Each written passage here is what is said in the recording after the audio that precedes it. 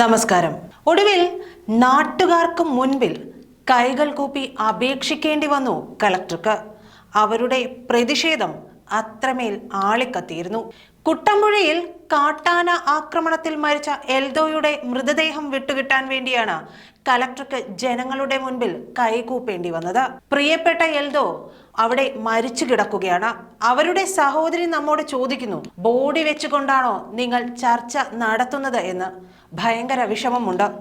ഞാൻ കൈകൂപ്പി നിങ്ങളോട് ചോദിക്കുന്നു, ആ ബോഡി ഒന്ന് എടുക്കാൻ അനുവാദമൊന്ന് നിങ്ങൾ തരണം. ഞാൻ നൽകിയ വാഗ്ദാനം എല്ലാം പാലിക്കുമെന്ന ഉറപ്പ് ഞാൻ തരുന്നു. കോതമംഗലത്ത് ഉരുളൻ തണിയിൽ കാട്ടാന ചവിട്ടിക്കൊന്ന എൽദോയുടെ മൃതദേഹത്തിന് മുന്നിൽ വെച്ച് ഇന്നലെ അർദ്ധരാത്രി 2 മണിക്ക് എറണാകുളം ജില്ലാ കളക്ടർ NSK ഉമേഷ് കൈകൂപ്പി ജനങ്ങളോട് അഭ്യർത്ഥിച്ചതാണ് ഇങ്ങനെ. രാത്രി 6 മണിക്കൂറോളം പ്രതിഷേധ ചൂടിൽ തിളച്ചു നിന്ന മനുഷ്യർ അതോടുകൂടിയാണ് ഒന്ന് അയഞ്ഞത്. തുടർന്ന് ജില്ലാ കളക്ടർ നൽകിയ ഉറപ്പുകളുടെ അടിസ്ഥാനത്തിൽ എൽദോസിന്റെ മൃതദേഹം രാത്രി 2 മണിയോടെ കോതമംഗലം താലൂക്ക് ആശുപത്രിയിലേക്ക് കൊണ്ടുപോയി. കോതമംഗലം താലൂക്കിലെ കോട്ടപ്പടി, പിണ്ടിമന, കീരമ്പാറ, കുട്ടമ്പുഴ, കവളങ്ങാട്, പൈങ്ങോട്ടൂർ പഞ്ചായത്തുകളിൽ കാട്ടുമൃഗങ്ങളുടെ ശല്യം രൂക്ഷമാണ്. ആനയെ കൂടാതെ പന്നിയും കുരങ്ങുമെല്ലാം കാർഷിക വിളകൾ പാടെ നശിപ്പിക്കും. ഈ പഞ്ചായത്തുകളിലെ റോഡുകളിലെല്ലാം കാട്ടുമൃഗങ്ങളുടെ ശല്യം വർദ്ധിച്ചു വരുന്നുണ്ട്. രാത്രി വീടിന് പുറത്തിറങ്ങാൻ കഴിയാത്ത അവസ്ഥയാണ്. ജീവനോപാധികൾ അടഞ്ഞ മലയോര ജനതയുടെ സഞ്ചാര സ്വാതന്ത്ര്യം കൂടി ഇല്ലാതെയാക്കുന്ന രീതിയിലാണ് കാര്യങ്ങളുടെ പോക്ക്. കാട്ടാന ആക്രമണം പതിവായതോടെയാണ് കുട്ടമ്പുഴയിലെ നാട്ടുകാരുടെ രോഷം അണപൊട്ടിയത്. ഇന്നലെ രാത്രി വൈകിയും വലിയ പ്രതിഷേധത്തിലേക്ക് നീങ്ങാൻ അവരെ പ്രേരിപ്പിച്ചതും തങ്ങളുടെ ദുരനുഭവങ്ങൾ. നെഞ്ചുപൊട്ടിക്കൊണ്ടായിരുന്നു നാട്ടുകാരുടെ പ്രതികരണങ്ങൾ. ഞങ്ങളുടെ ജീവന് ഒരു വിലയുമില്ലേ, ഓരോരോ ജീവനായി നഷ്ടപ്പെട്ടുകൊണ്ടിരിക്കുകയാണ്. നാളെയും ആരുടെയെങ്കിലും ജീവൻ നഷ്ടപ്പെടും.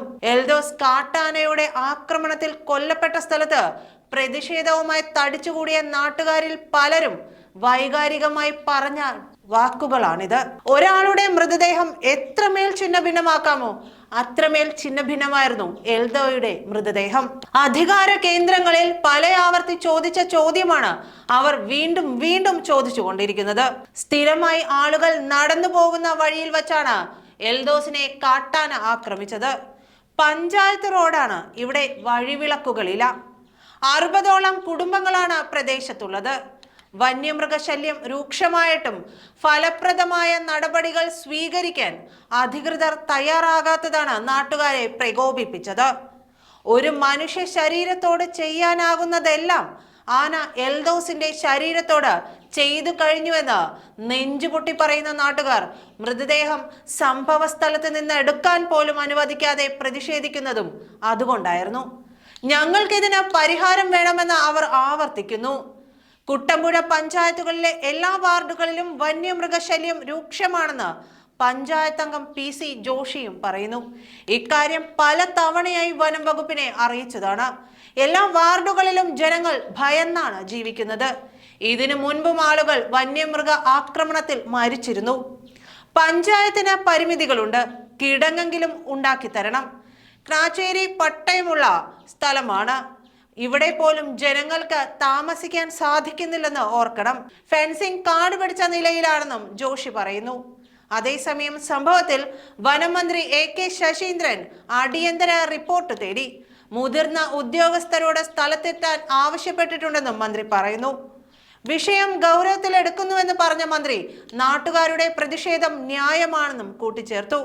ഫെൻസിംഗ് ഉൾപ്പെടെ എന്തുകൊണ്ട് വൈകിയെന്ന് അന്വേഷിക്കുമെന്നും മന്ത്രി വ്യക്തമാക്കി.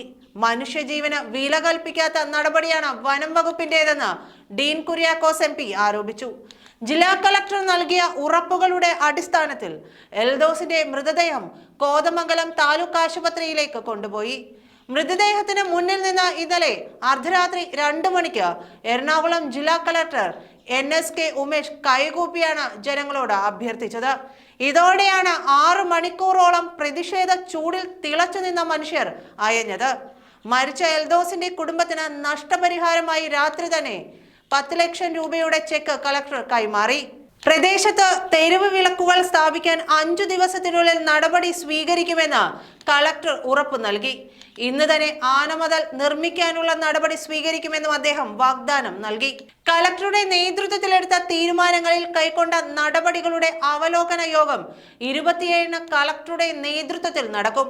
ഇതുകൂടാതെ 8 കിലോമീറ്റർ ട്രെഞ്ചിങ് ജോലി ചൊവ്വാഴ്ച തുടങ്ങും.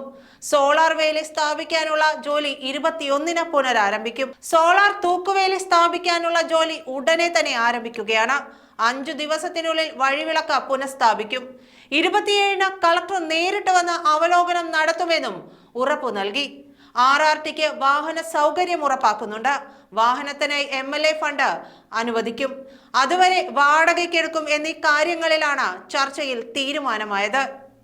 കോതമംഗലത്ത് ഇന്ന് 3 മണിക്ക് പ്രതിഷേധ റാലിയിൽ മാറ്റമുണ്ടാകില്ലെന്ന് നാട്ടുകാരും അറിയിച്ചിട്ടുണ്ട്.